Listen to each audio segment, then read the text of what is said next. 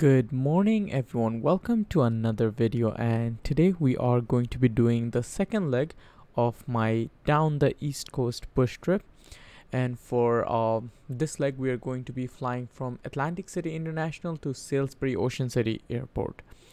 And if you have watched the first leg of this bush trip, then you might know that I have decided to go full VFR, and we are gonna basically use like VORs.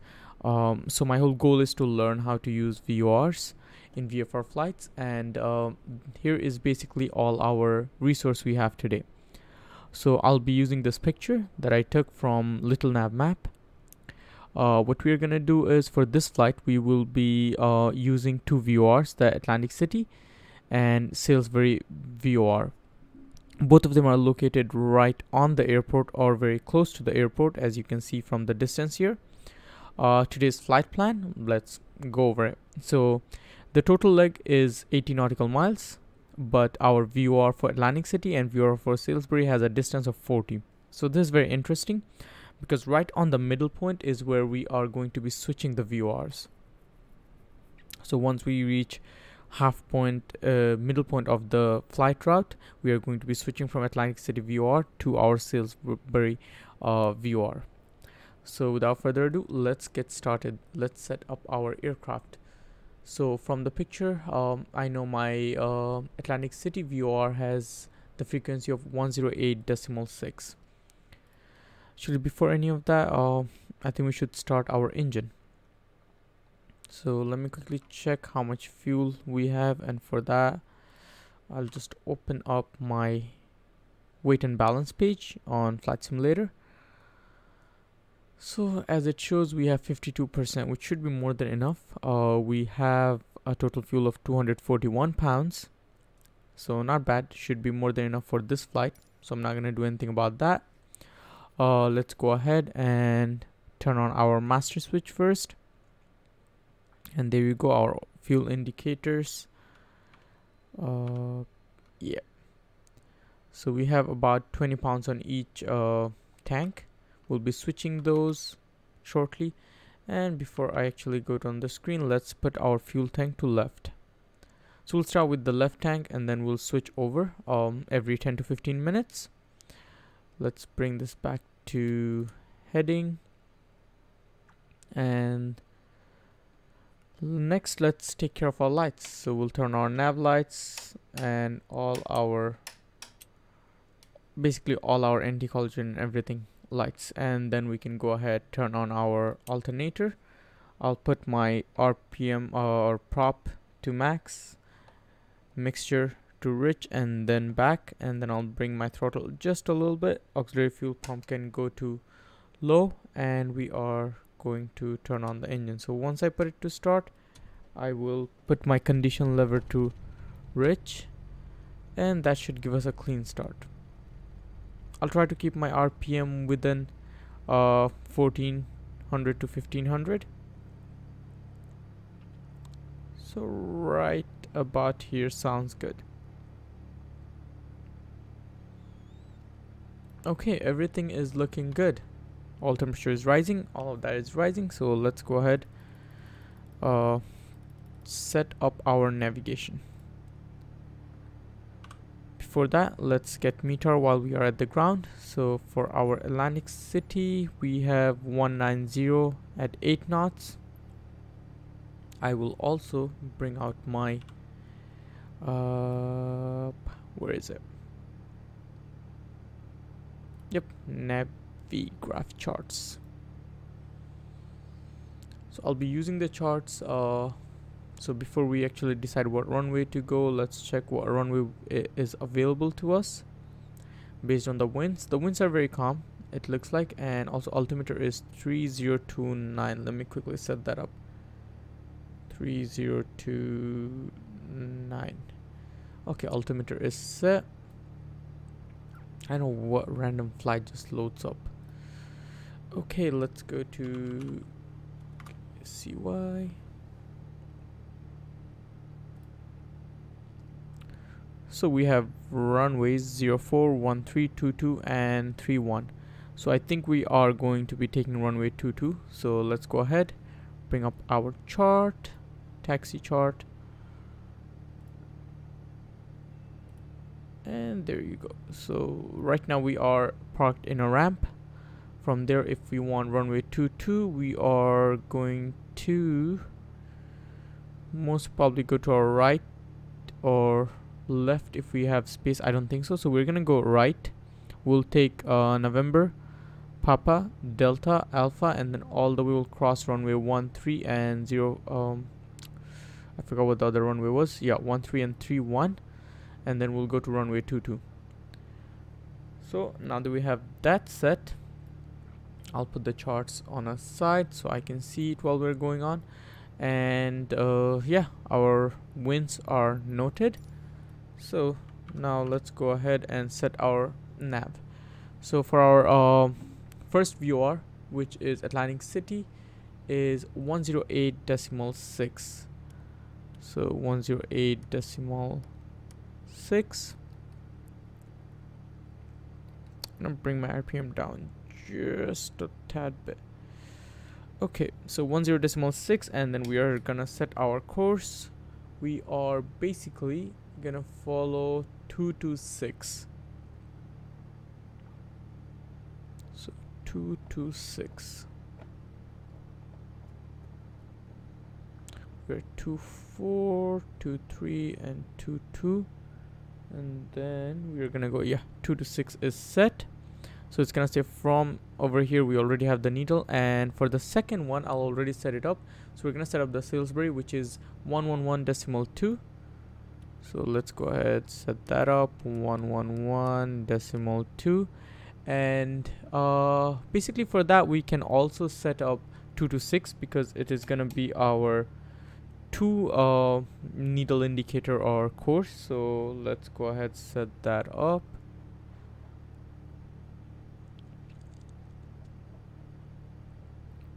So 2122. 226 is set as well. So once we're within the range of 40 nautical miles, we will get it over here. Right now all our indications are good, so I think we are good as well. Squawk is set 1200 and it is on.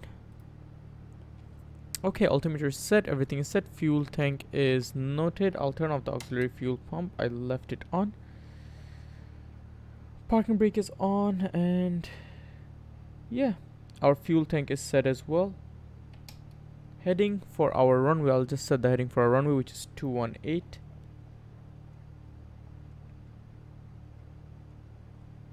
So our heading is set as well. I think we are good to go.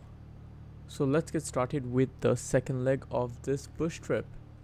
I'm thinking it is an 80 nautical miles, so I think we'll be cruising at around, what do I want, 4,500. Yeah, 4,500, or even, I don't know. Do I want to do a low? I think, yeah, we'll see how we feel.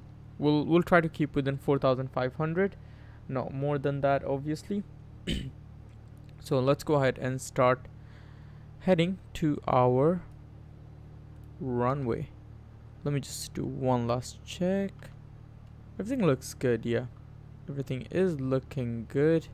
We'll set this to Omni, and once it starts receiving or sending to the VOR, we are gonna be on nav. Yep, everything is good. Course is set, heading is set, parking brake goes off, and we will start heading to our runway.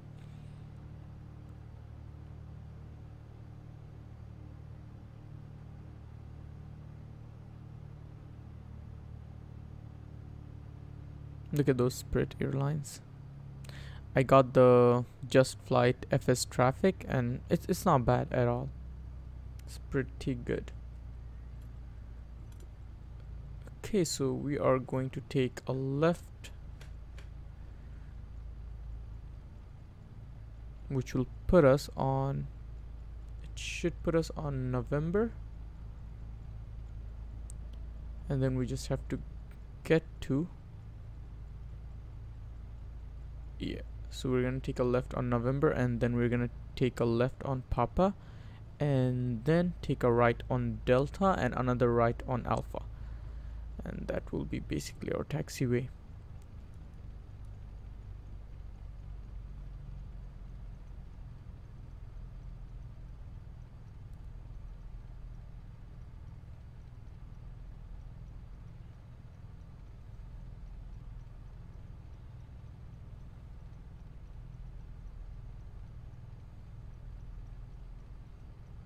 So before we take off, we are going to be switching our tank to the right tank.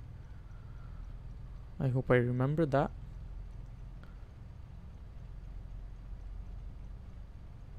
Okay, so we're gonna take a right on Delta here.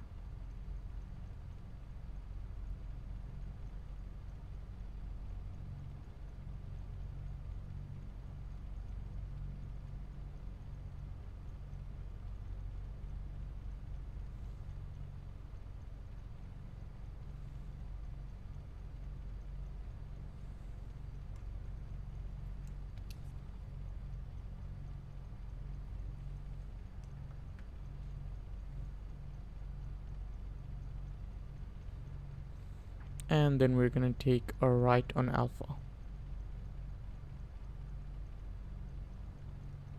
Looks like a pretty clear day, and the winds are not too bad as well.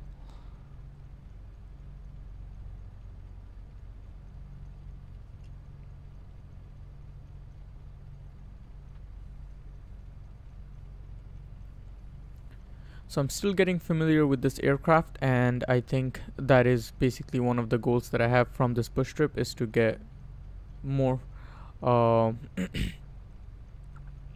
like feel this aircraft, because I feel like that's very important. Whether you're driving in real life or you're flying or you're in a simulator, you really have to have a feel for what you're flying or driving, and that really applies to me. I think I still don't feel this aircraft, so I definitely have to put some more time. Like, my landings are not good at all, so these are a few things that I have to keep in mind and work on. And I believe by the end of this bush trip, before we start our next one, I'll be pretty familiar with this aircraft and its systems, and basically how it flies. So I still have no idea about our destination airport. Once we are on air cruising, we will use Navigraph to really check out, because I haven't, like, I don't even know the Sailbury airport. It's in Delaware, I know that. Maybe, I'm not 100% sure, but it could be in Delaware. And we'll just go over the charts. We'll see what runway would be great, and once we are within the 35 nautical miles range, we can get the METAR using Flight Simulator METAR toolbar. Let's see if there's any aircraft on final or anything. Nope, nothing. The runway is empty, so we can cross runway 13 and runway 31, yeah.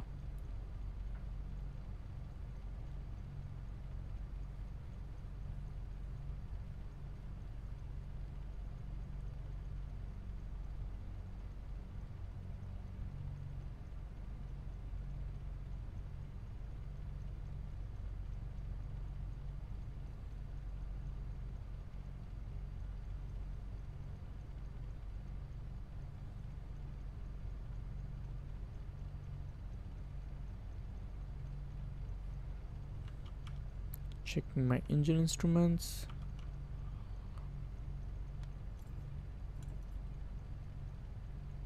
So this does need a little bit of right rudder when taking off.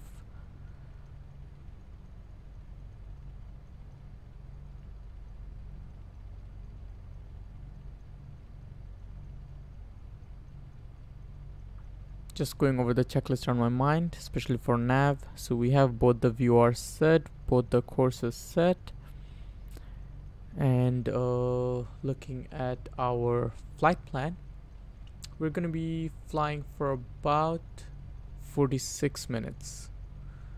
So that will be, let's say, 23 minutes from each VOR. So once we switch to the second VOR and we are about like 5 minutes or 8 minutes away. We'll start slowly descending down to our traffic altitude, which we're gonna find out once we're cruising and going through the charts.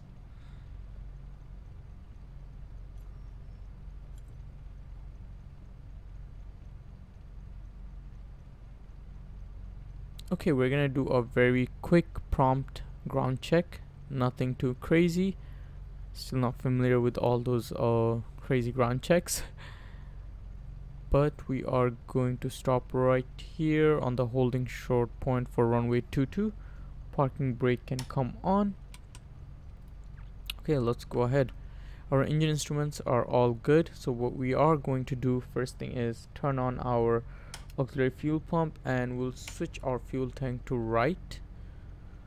That's for a start. Everything else is looking good. I think we're good to go. Flaps, yep, I forgot. Flaps set for takeoff. Parking brake can come off. And we are going to line up and take off from runway 22.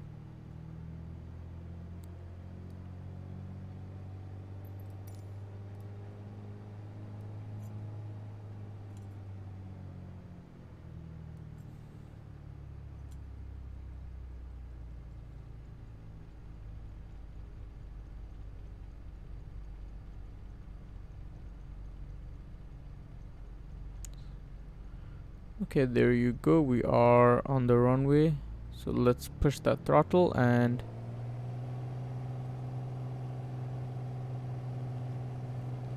a lot of right rudder.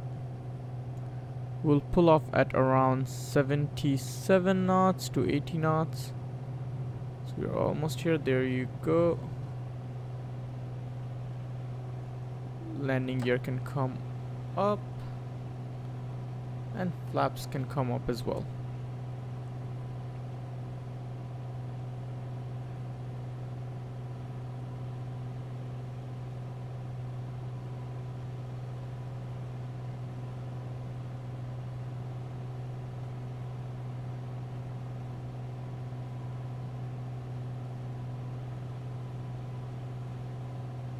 Auxiliary fuel pump can go off.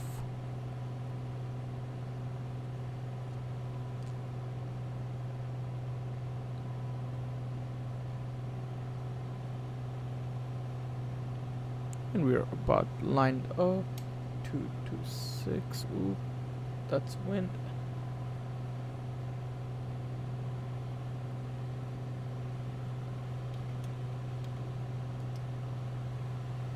So we are already captured on our nav for VOR, so we are good. We just have to worry about climbing right now. I'll trim it to climb at around 500 feet.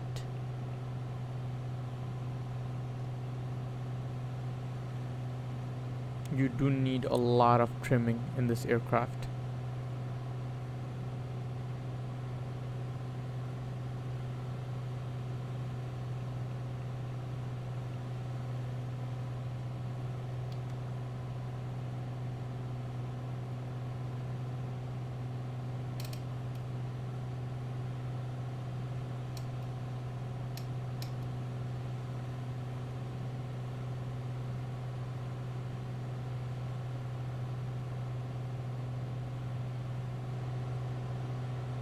Beautiful day, very clear.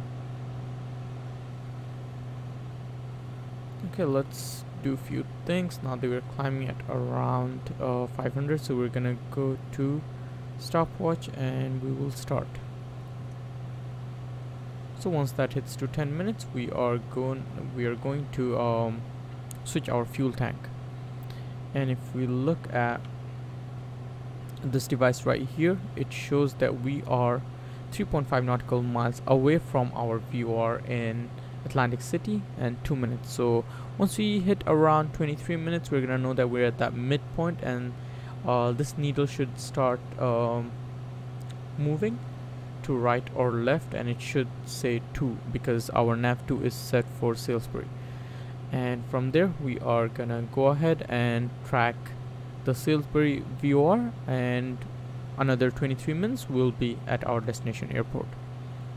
So this should be pretty not so eventful actually. And now that we are climbing, we are at around 2500. I can honestly just leave it at 2500, I think. Yeah, I'm gonna do that, and we are going to bring our RPM, our prop, to about 23. So let's go ahead, remove this from here and go here. So we're gonna bring that to 2300 for cruising. Just a little bit back. Yep, this is good. And we're gonna bring our main full pressure. Let's see what our speed is. So we are at good speed actually. We can just leave it over here. We want to be cruising around this speed. Okay, this all sounds good. So we are set for cruising. So now that we are set for cruising at 2500, I decided not to go all the way 4000. So let's go and look at our Sailbury. So KSBY. There you go. Yep, it is in Maryland. Yeah, it's in Maryland. It's not in Delaware. Yeah, well, honestly that doesn't change anything. But yeah, so we are gonna have runway 05, 14, 23 and 32.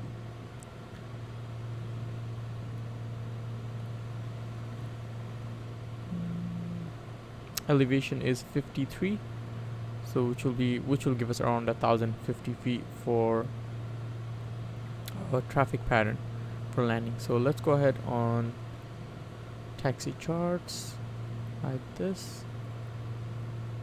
So there you go. Depending on the winds, we will decide what runway to land on, and the VOR is right next to runway 23. So that doesn't sound too bad. Let's check out a few more information.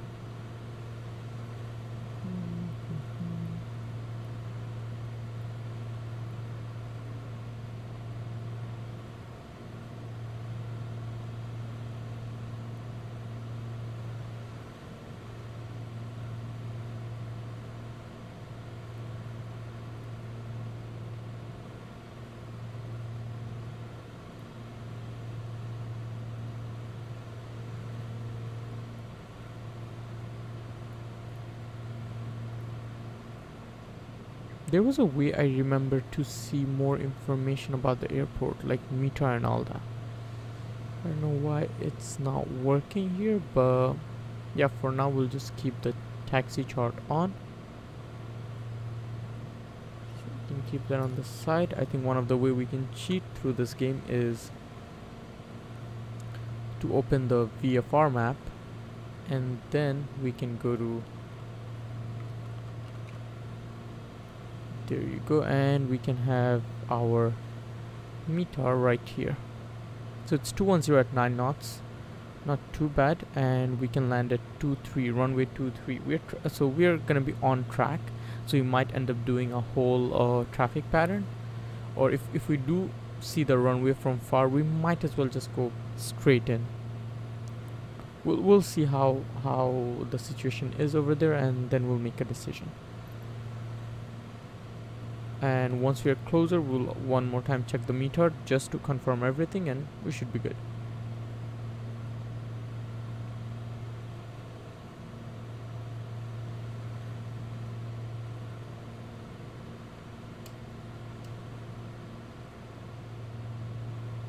If there's any question about the aircraft, even though I have very minimal knowledge about it, but I can help you out maybe a little bit. And it's really fun to use VORs. Like, finally I'm learning this. I've been avoiding it for so long, I don't even know why. So all we had to do was set up our VOR frequency over here. So right now 108.6 is for Atlantic City VOR, and then we just set our course over here. and we are following the course of 2223, so okay, 226 I believe, yeah. So course of 226, and on our second nav we have set the Sailbury VOR at 111.2. Just confirm one more time, yeah, 111.2, and we set the OBS or course to same 226. The only difference is you can see on, let me just move a little bit over here. Right here it says from, which means the VOR, so this course that we set 226 is from the VOR, not to the VOR. So we are not going towards, but we are going away from the VOR. And what's gonna change is, and also every VOR has a range, and all of that information is right over here, the screenshot of my flight plan.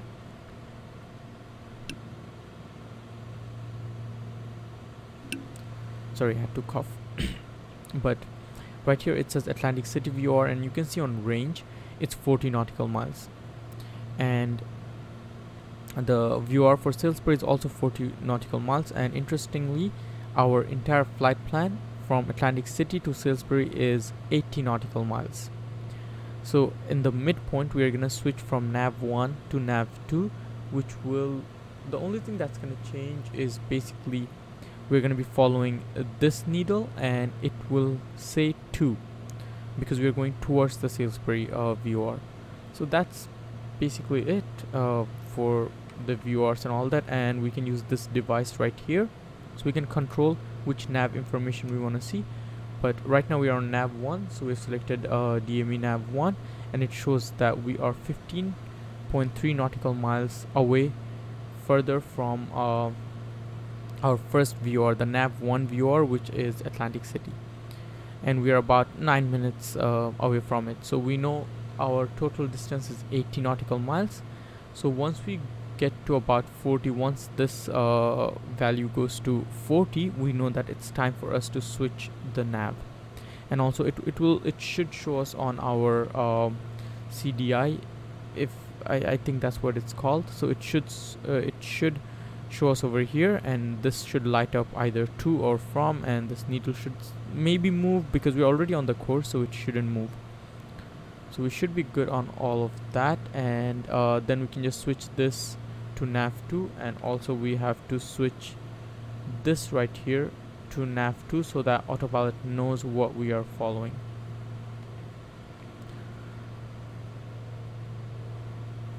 But yeah, I'm really enjoying learning about all these navigation basics.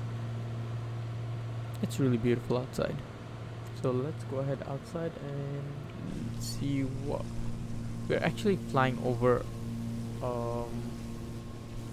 an airport. Wait, did I not? Wait, my landing gear did not work. Hold up. Did my landing gear not work? Because the landing gear should not be. Is my bind not working? My words. Okay. What? This is crazy. So I'm using a what do you call that? I'm actually using a Bravo throttle quadrant, and this should work. For some reason my landing gear map is not working. Interesting. And I haven't even noticed this. Yesterday was working perfect. What happened to it today? Very interesting. Good thing that I came on the external view, because I completely ignored the landing gear. I have to set the lights on my throttle quadrant, but yeah, I guess I have something to fix. So right after this flight, if I remember that my landing gear has to come down, right after this flight I will check that. That is crazy. What, it was literally working yesterday and now it's not. Interesting. Okay, well, let's just enjoy the view. The plane is really fun to fly though. This is really fun to fly.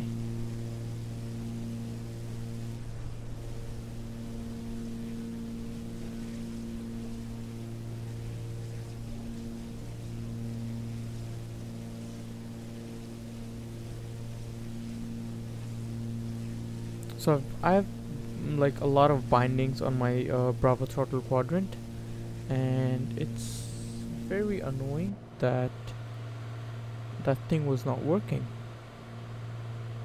I feel like that's why we were also going at a lower speed.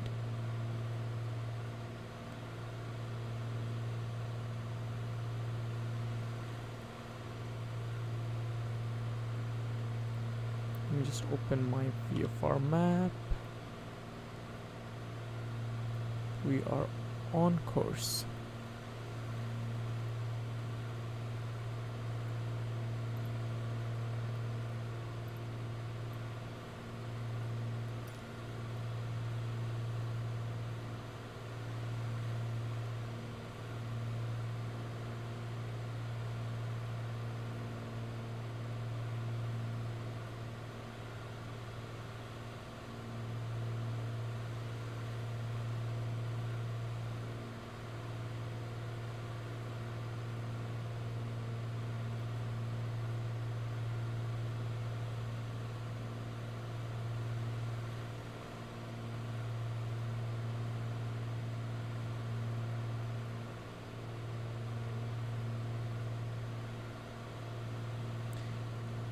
Today, if I do have time, I think I'm going to do another stream using Kodiak 100 for our on-air airline manager career mode for Flight Simulator, which I absolutely love, and I recently purchased it for a year.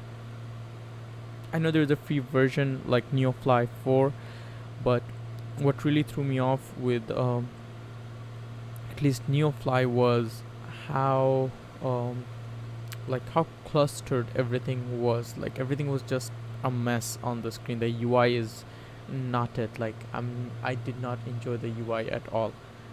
So this is why I decided to try something else, and On Air Airline Manager had a free trial. I used that for a week, absolutely loved it.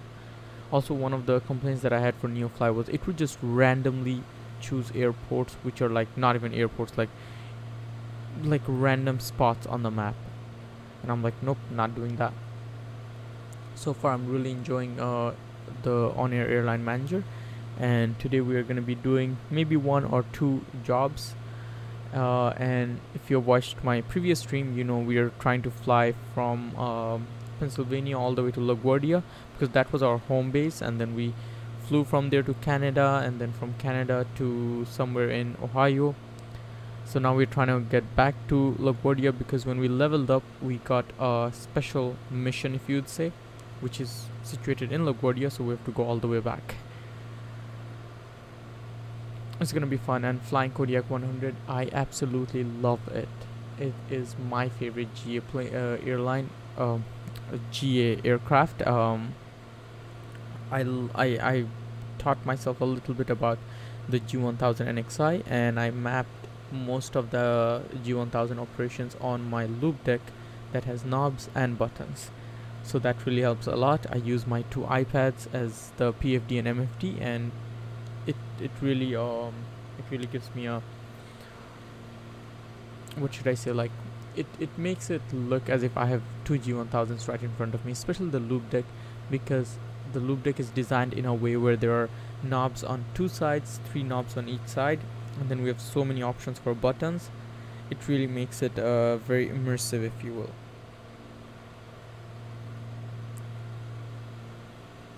The only thing in my mind right now is, why is the landing gear mapping not working? I mean, I know I didn't map it using Spadnex, so let me just quickly, while we are cruising, I will go ahead, just keeping my eye over here on RPM and everything, zoom in just a little bit. That should do it. So let me go on Spadnex and let's check out what is going on. Switch. So nothing is mapped on the landing gear. Try to get something done.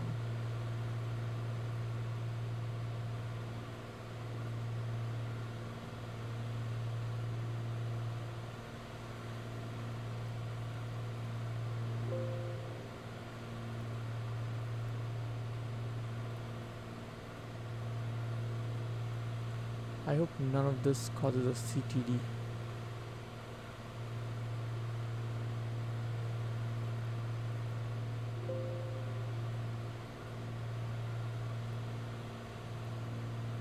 Okay, let's try this now that I have this. Yep, now it works. And to confirm, okay. And then there you go.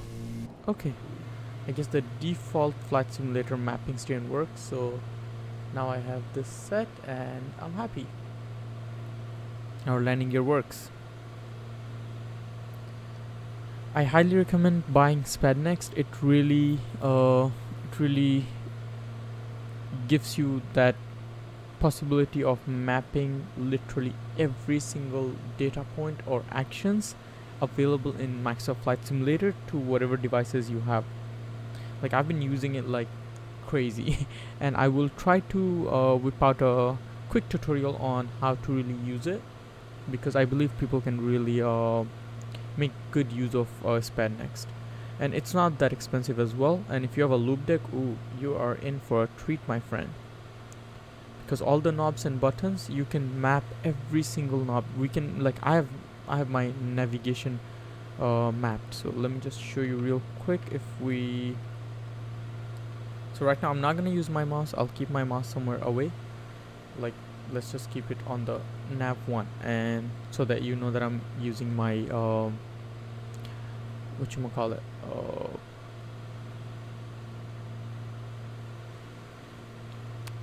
my loop deck. Damn, that word took a long. So let's say I will change, so let's say I'm gonna put 11130. So right now it's 110.2, and the moment I click, see, 110.2, so I can switch easily.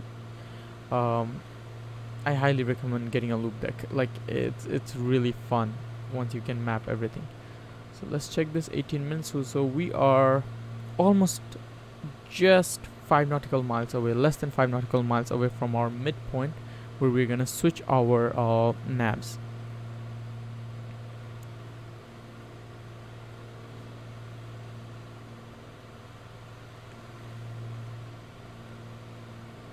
So right now we are tracking the Atlantic City VR, which we'll lose once we get over 40 nautical miles. Right now we are at around 36.6 nautical miles, and then our Sailbury VR will be activated once we are within 40 nautical miles from it.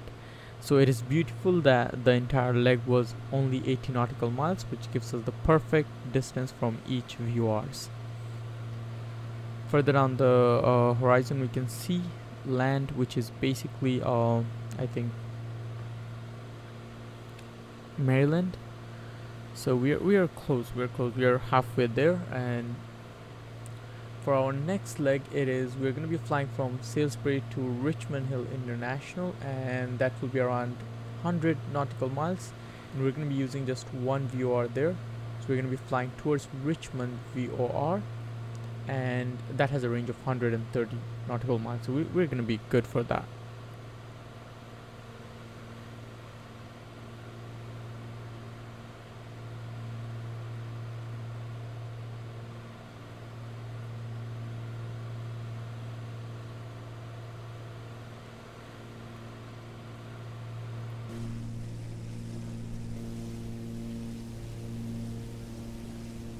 I think I chose one of the default ones, that's why my tail number is not showing up. It's from, I don't know what country that tail number is from, but it works. Nobody's gonna complain.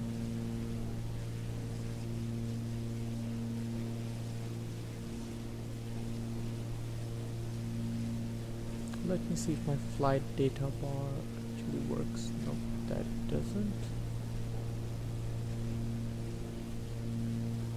So in a bit we are going to check the METAR for our Sailbury airport, and we'll see if anything changed. If not, we are going to continue on course, and we'll set our heading for our runway heading, and we should be good.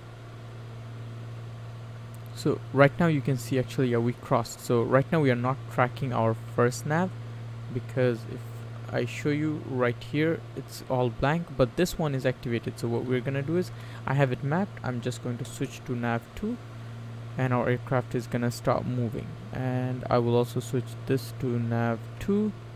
So now if we go over here, we are around 38.7 nautical miles away from our Sailbury VOR, and we are going to be tracking that at 226 as well.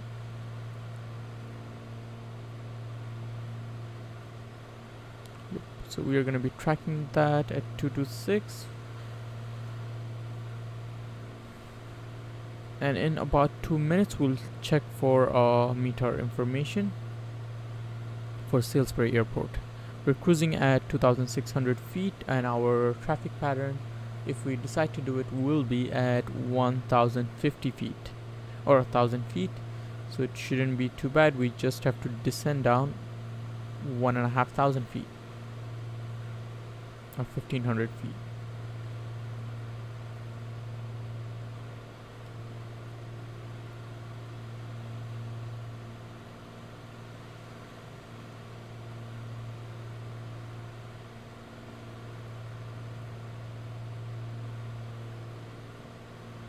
There's one more interesting thing we can do. Let me show you guys.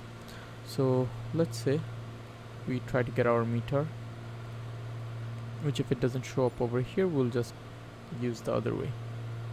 Yeah, I think it's not showing up over here. That's fine. We are going to go to VFR map, Kilo Sierra Bravo Yankee, and 210. So it did not change, and altimeter is 3030. Let me quickly set that up. Also have that map 3030 and 210. So that gives us runway 223. Okay, so that gives us runway 23. Now what we can do is we can bring our Navigraph chart. So runway 23 has a heading of 229. So what we are gonna do is we are gonna set our nav 1 to the same VOR, Sailbury, because we're not using this for anything else. So we're gonna set it up at 111.20. So there you go, we have 111.20, and we're gonna be tracking basically nav 1 at our runway heading, which was my short-term memory, 229. So if we do 229, so that will, now look at this needle right here. So now this shows, so we have it for our Sailbury VOR, but this basically shows almost close to the runway heading. It won't show the exact runway, but it will show us the runway heading. So we might have to take a little bit of a right turn, but that also the reason why I say it's not exact the runway is because it's tracking a VOR, not the airport itself or the runway frequency, if there is an ILS frequency. But it's gonna give us a basic idea of where the runway might be. But yeah, this is something that you can do if you like. It might confuse some people, other people might get some help out of it.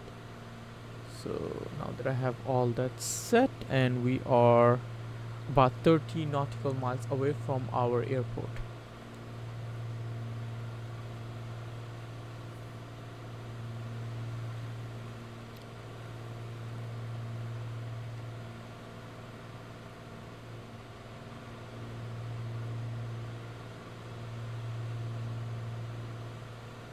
A very sunny, clear day, not too much wind. Yesterday's flight was, the first leg was really tough. There was very heavy wind when I was trying to land, and I almost ran off of the runway. Very embarrassing, but I'm still learning the aircraft.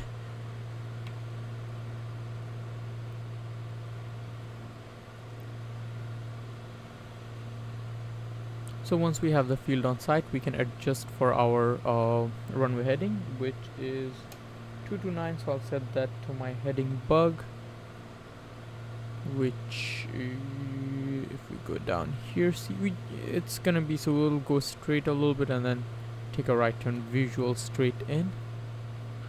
And that really depends on if we can see the airport clearly, which we should be. There is no bad weather up front, so we should be able to. And I think I jinxed it because there is a little bit of wind right now hitting us.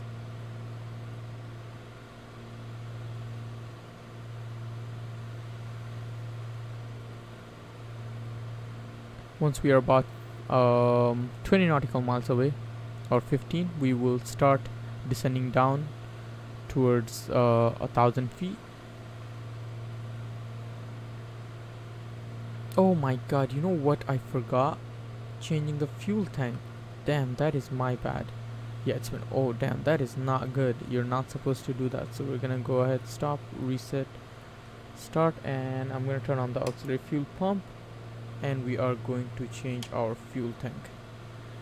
I think also that is why we are not having a level flight and we're moving a lot, because one of the tank is, ooh, it's almost at 10 gallon, and you're not supposed to have that much difference between both the tanks. My bad. I think this is something that I have to get used to, because I haven't been doing this for other aircrafts. I mean, we live and we learn, right? Thank god I suddenly realized somehow. And everything is good. Engine instruments look good, so auxiliary fuel pump or fuel pump can come off.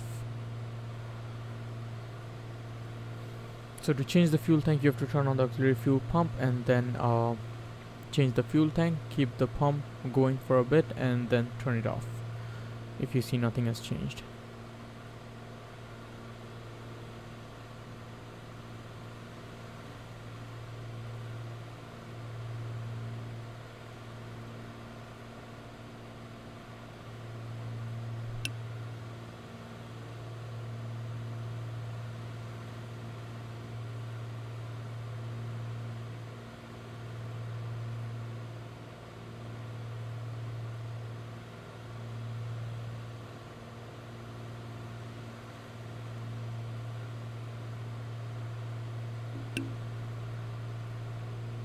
For some reason our altitude is increasing,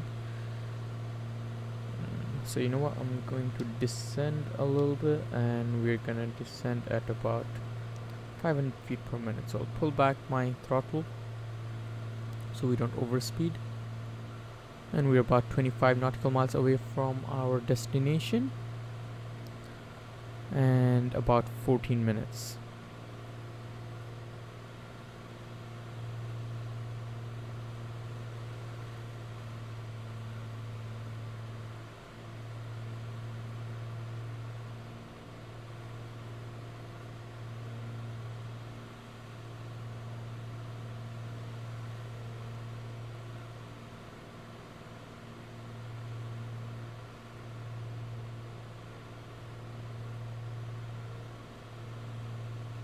So we'll try to stay within 2,500 feet.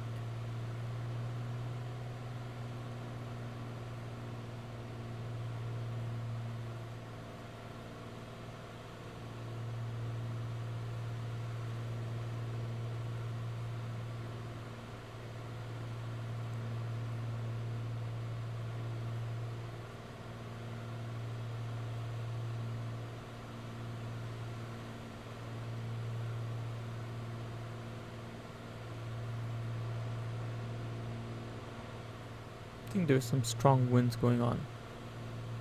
I shouldn't have said anything.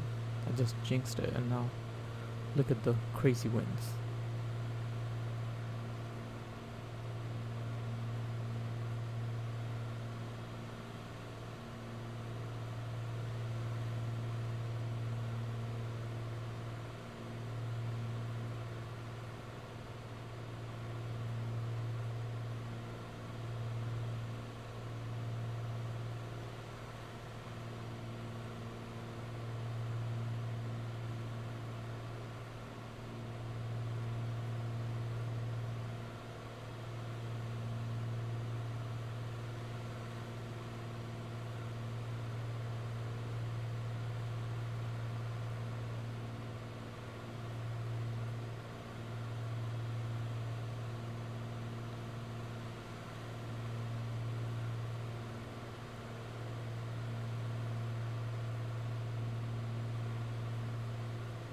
So we are halfway there. We are about 20 nautical miles away,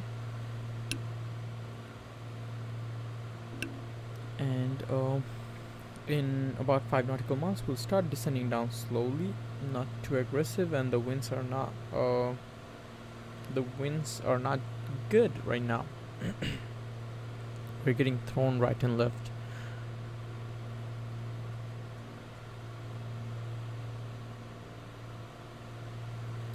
this time I'll try to keep the yoke, and I'll try to keep the timer.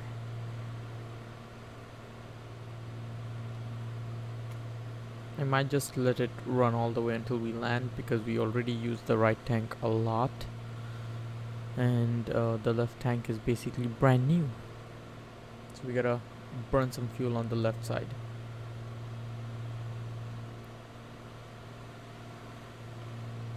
So 20.2 nautical miles remaining, 12 minutes.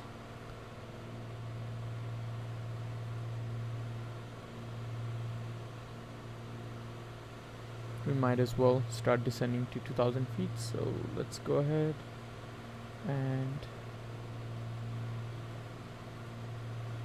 start descending down, making sure the speed is not over speeding. We're descending down at about 500 feet per minute, and we'll descend to about, I would say, 1800. Yeah, somewhere around that range.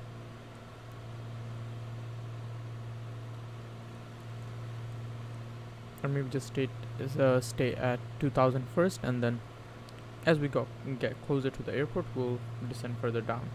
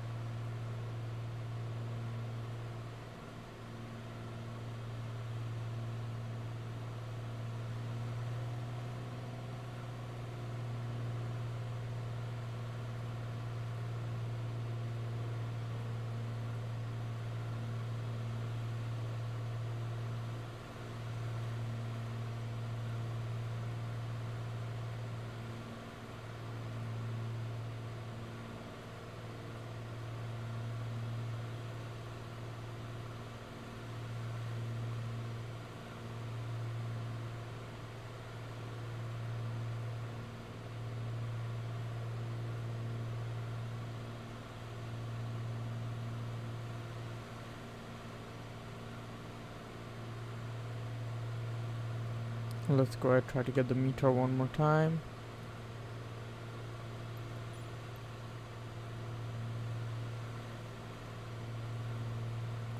Yep, now it is available easily. So visibility is 10 statute miles. That is good. Just keep it here for now. 210. We're still good with the winds, and we are at 2000.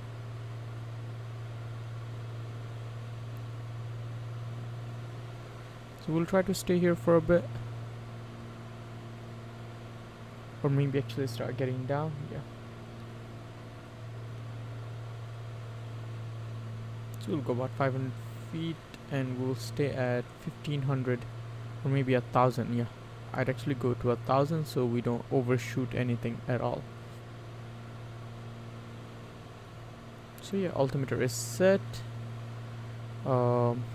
Our winds are good, visibility is good, so we should be good.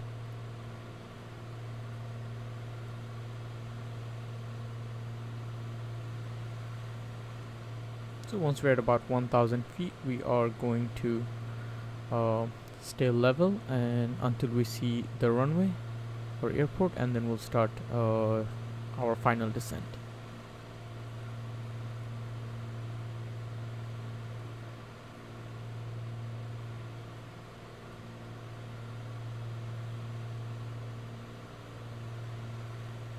We're around 7 minutes away.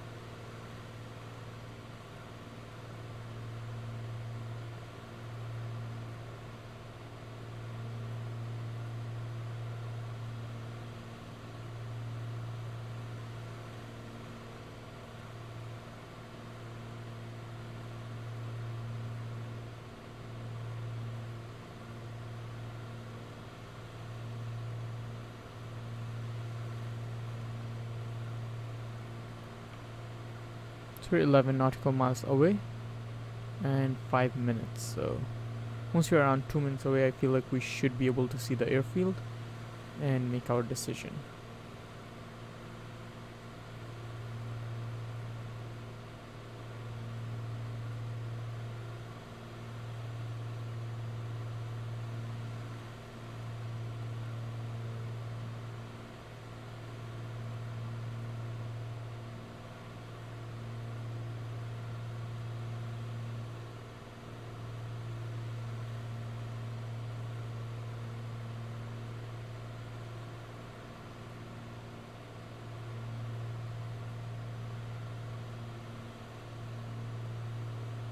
So we are almost at 1,000 feet, and we will try to stay level at 1,000 feet.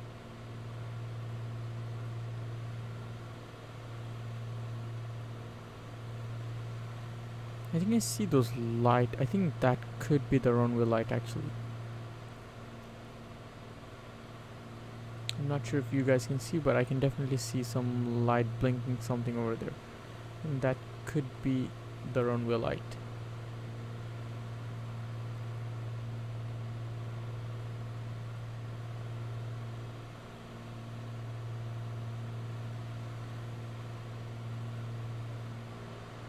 I think we descended a bit too fast, but that's fine.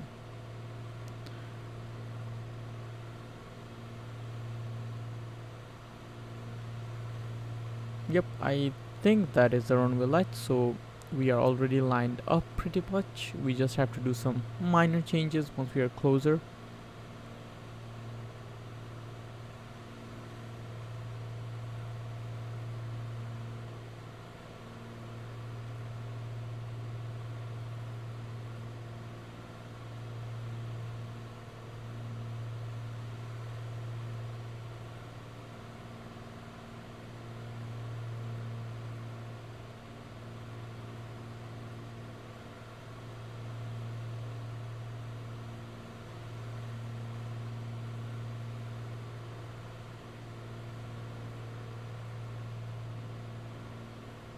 So I think from here I'm gonna turn off the autopilot and we're gonna be flying it ourselves.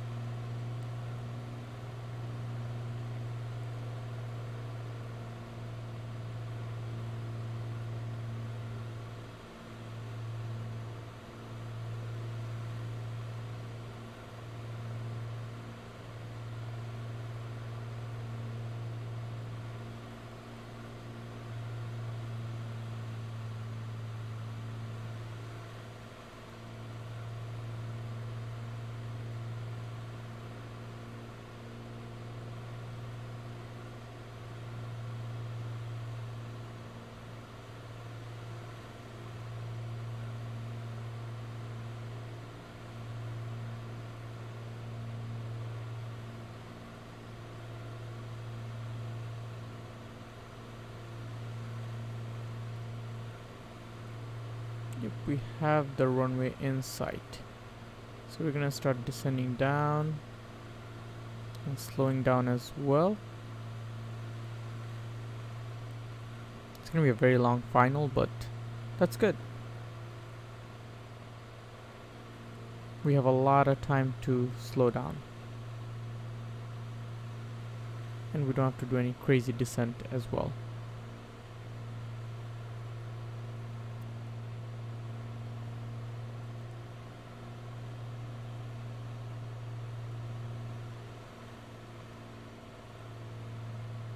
A lot of wind, which is not fun at all.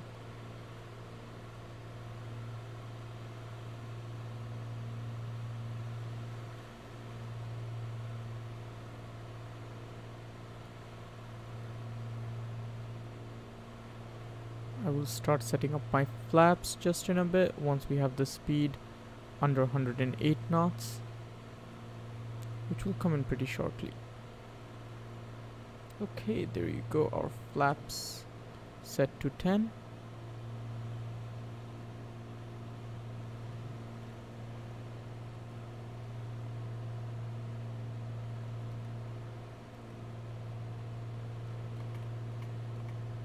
Our fuel pump can come on. Landing gear can come on for our next flap setting. And flaps 2 or 20 degrees.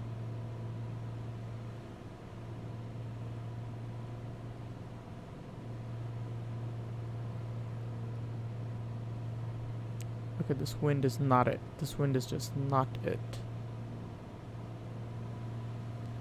We are a bit high, so we're gonna get low. Ooh. Okay, the wind is not helping at all. Damn.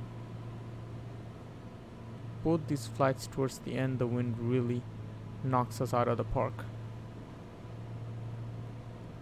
I'll go full flaps. We're pretty lined up with the runway.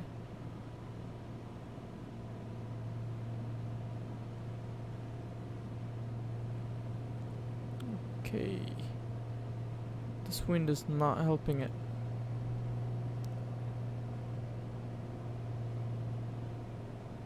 As long as we make it down safe, right?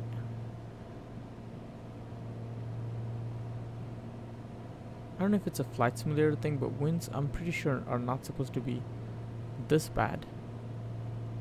Or it could be, who knows. Okay, we are coming in good right now.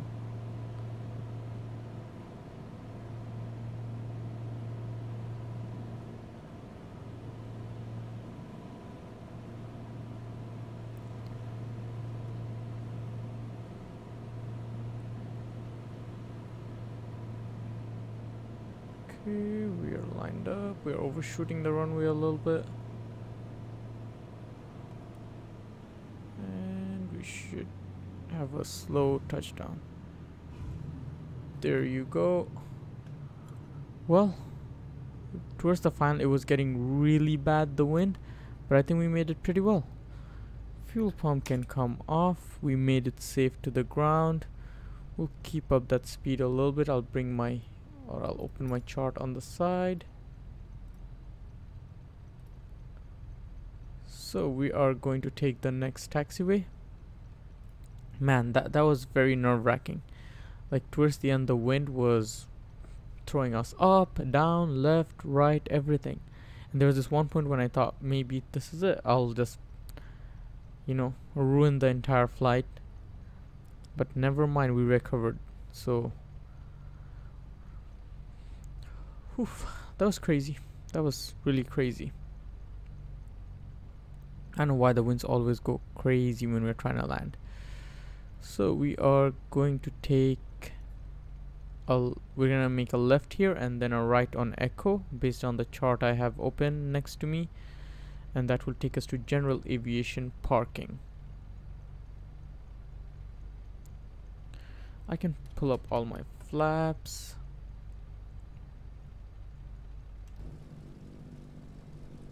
Can't believe we made it safe down here after that crazy wind.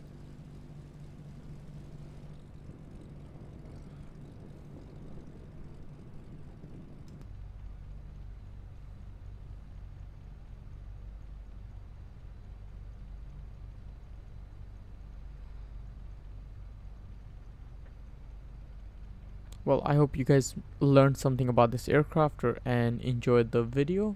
If there is any suggestions, you can put it down in the comments, or you can send a chat on Twitch. Make sure to follow my Twitch for further legs of this bush trip, and also for other videos, especially the on-air manager videos. I really enjoy doing those jobs. And make sure to subscribe to my YouTube channel for videos on how to set up SPAD next and all those that are coming up very shortly. So we can actually park over here too. I'm gonna just take the next right and I will park my aircraft right here. So I'm gonna face it towards the taxiway.